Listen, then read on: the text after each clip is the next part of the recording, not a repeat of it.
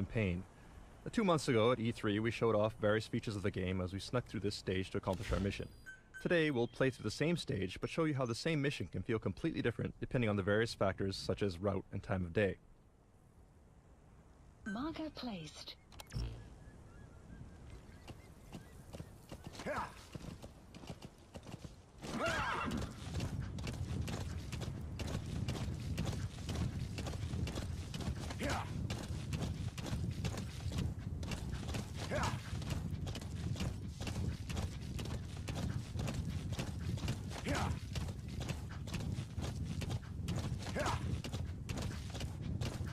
Back at E3, you remember there were guards at this post, but you'll notice that they're not here anymore. So already we're seeing some variation in the mission. But that said, it does look like there are 2 soldiers heading this way in a jeep, so let's go ahead and leave a little surprise for them.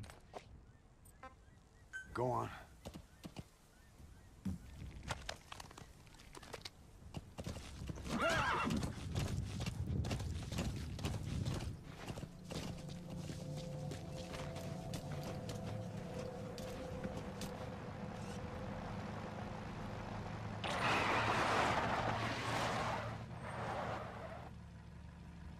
Alright, looks like these soldiers are disoriented, so let's go ahead and Fulton them along with the jeep before they wake up.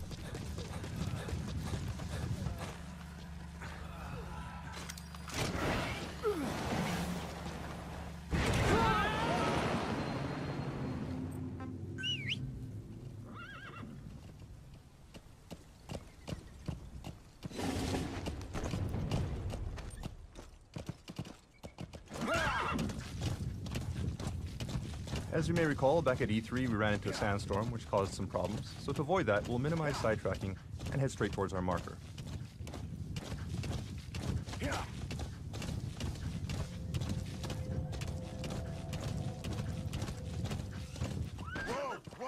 Well, it looks like we have a goat here that's been separated from its herd, so let's see if we can help him out.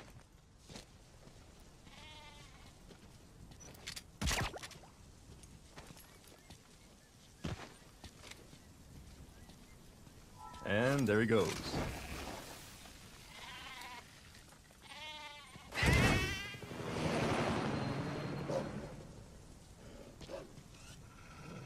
We have a pack of wolves here too, most likely after the goat.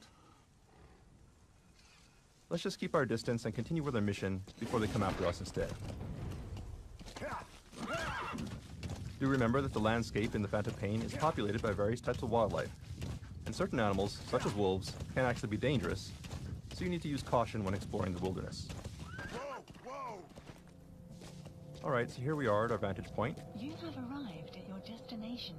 But first, what's this in the distance? Well, lo and behold, that's actually the vantage point we used at E3. This gives you some idea of where we are relative to our previous route on the other end of the base.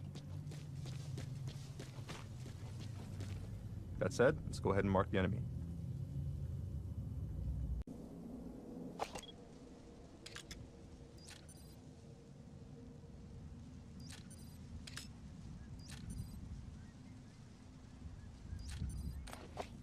And it does look like the security is a bit tighter than it was before.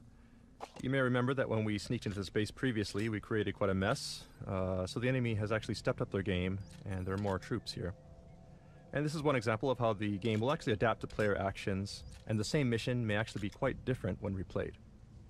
It was fairly easy to sneak into the space previously, but we'd have a much harder time if we tried to sneak in during daylight here.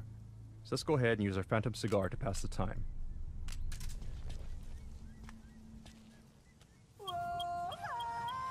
Song will set shortly.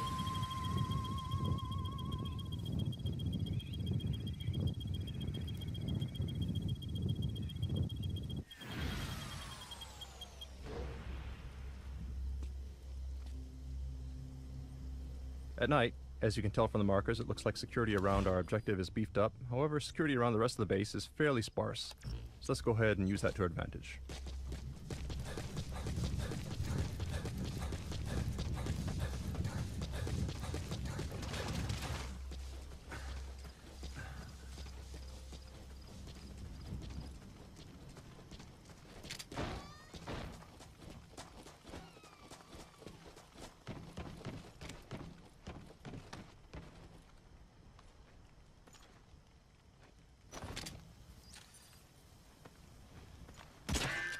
Oops, and it looks like enemies are wearing helmets now. The last time we played this mission, we used too many headshots with the trank, so it looks like the enemy has countered by having troops wear helmets this time around. The point here is that if you overuse some weapons or techniques, the enemy will learn to take steps to counter your actions thanks to the AI capabilities of the Fox engine.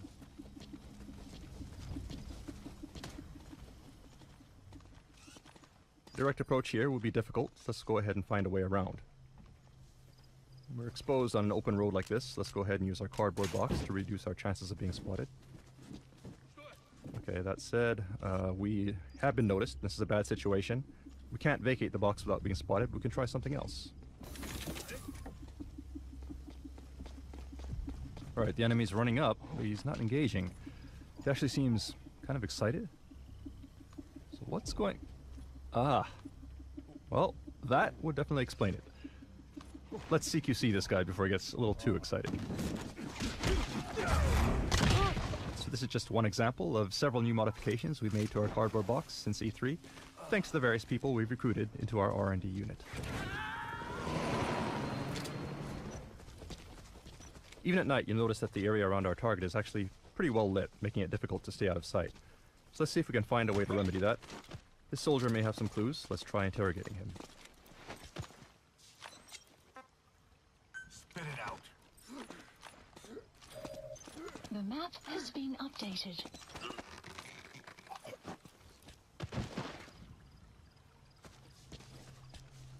Okay, now we have the location of the power grid, so if we destroy it, we should be able to shut the lights off.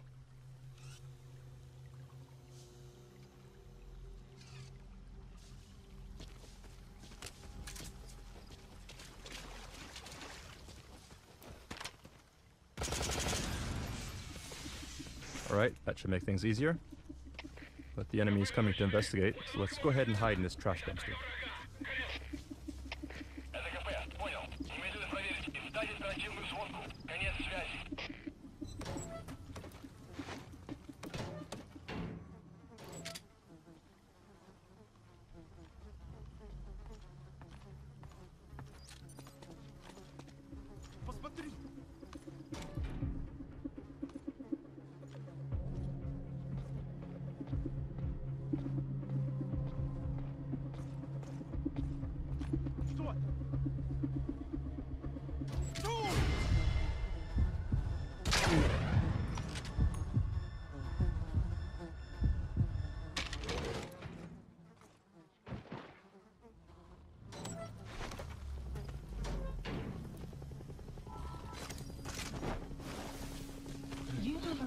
Sounds like there may be a helicopter incoming.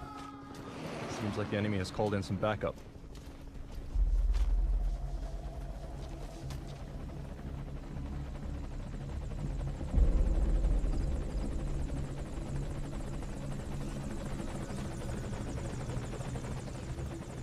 So the base is darker now, but we need to be careful to avoid the helicopter spotlight as we head to the target.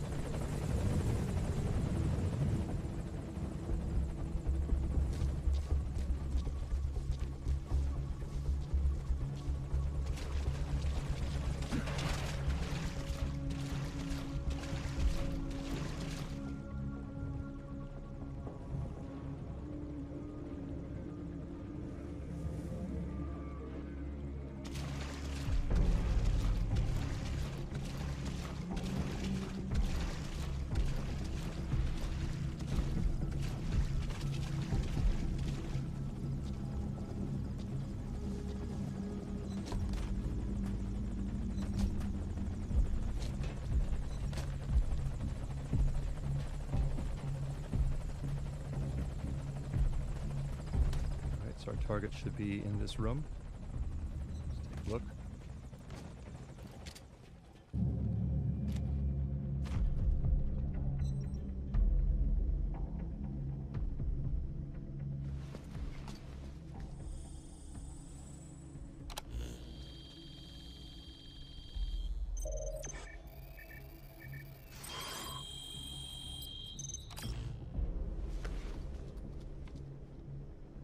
So you picked up an intel file.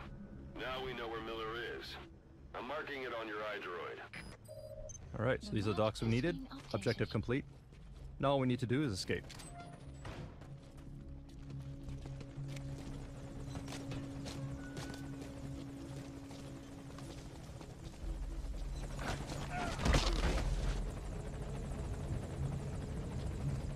move cautiously.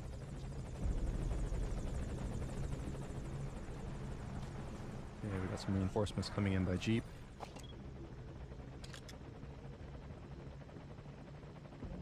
That said, their jeep just may be our ticket out of here, so let's see if we can confiscate it. Please select a landing zone. Landing zone confirmed.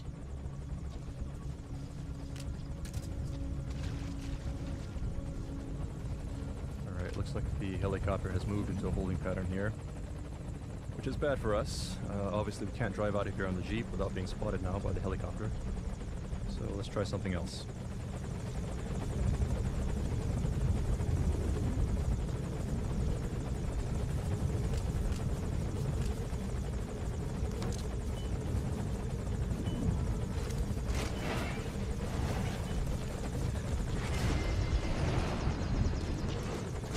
Alright, so that takes care of the helicopter.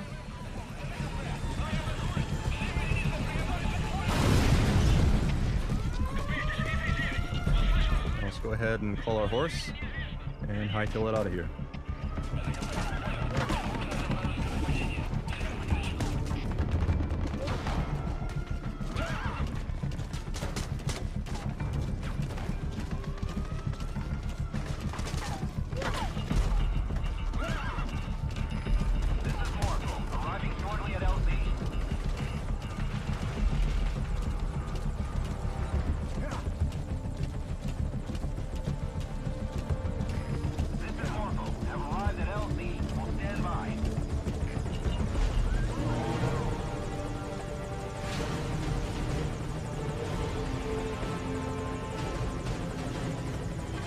That's mission complete.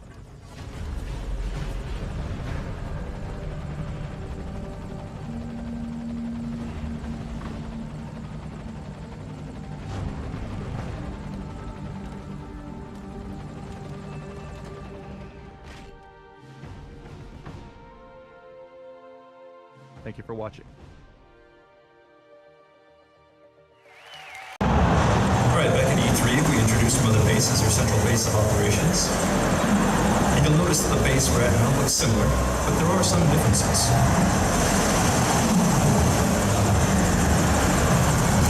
For one thing, you'll notice that this is not the Diamond Dogs logo. We're actually at another player's forward operating base at the moment.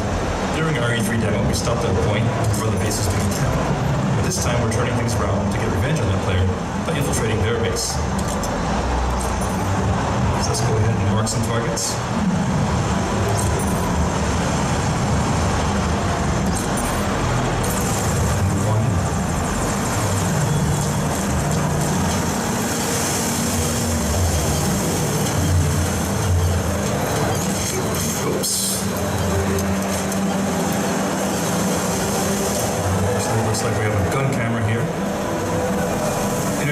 Security cameras, players can also develop and install automated gun cameras, such as this one.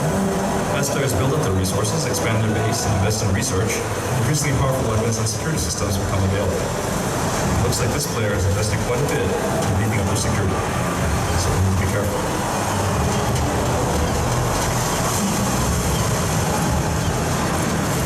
These devices here look suspicious as well, most likely infrared laser sensors.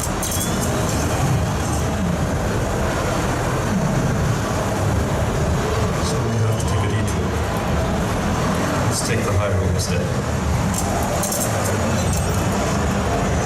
Alright, it sounds like an enemy, so we'll stay low here. Stay on sight.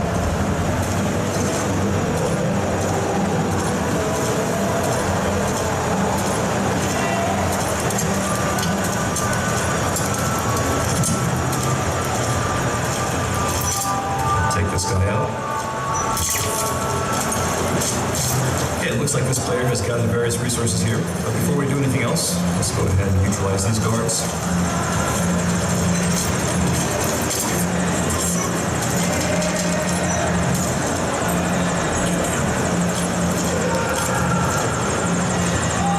In addition to resources, it looks like this guy has also got some pretty nice equipment, which will come in handy for our own defenses. So let's go ahead and grab these first.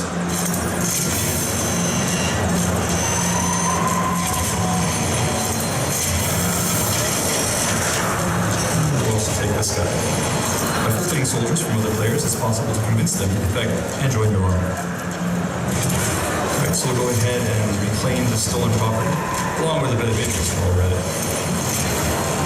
In front operating bases such as this, players can compete and steal resources from one another.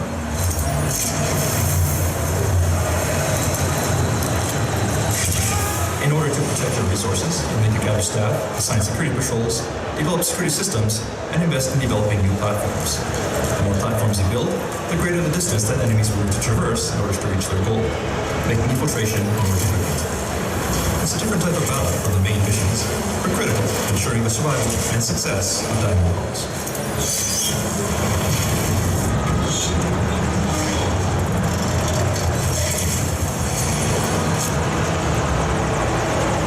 Right, so we see our target off on another platform. So let's climb on down and make our way there.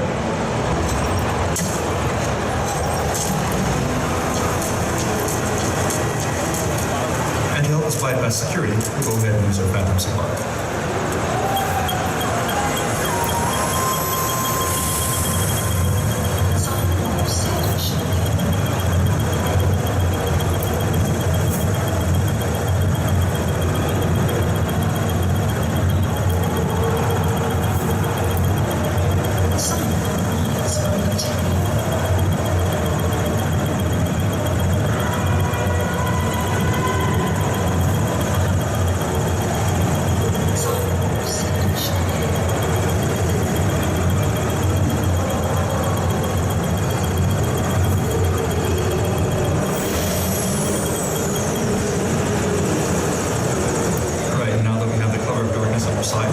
Let's go ahead and make our way to the platform.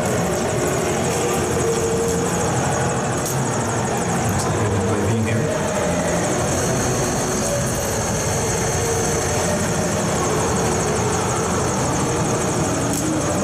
Let's go back and look at it.